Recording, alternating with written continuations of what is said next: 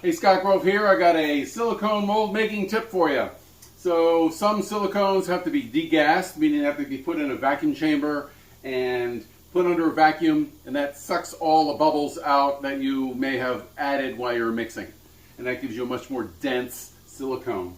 So you can buy commercial vacuum chambers, but if you want to save a little money, just buy yourself, I think this is a 64 ounce cooking or quart soup pot.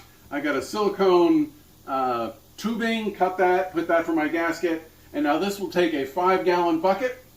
I can put that in there, and then you want to make sure you've got a good top here. This is 3/4 inch polycarbonate.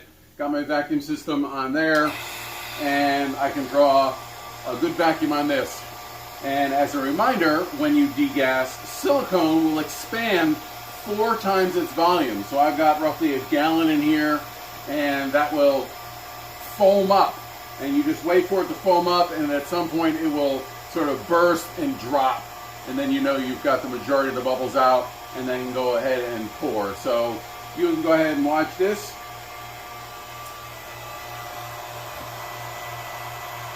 And there it goes. The whole sort of bubble collapses. I usually let it go for another 30 seconds or so on the bottom to kind of get any last minutes, but you don't want to go too long because it can start to set up depending which silicone you're using. And you can see it's kind of foamy, but when I put it back under regular atmosphere, it's now nice and dense. You want to make sure you pour sort of in one location, especially during the initial pour where it's covering the mold. If I sort of drizzle this all over the place, you could trap air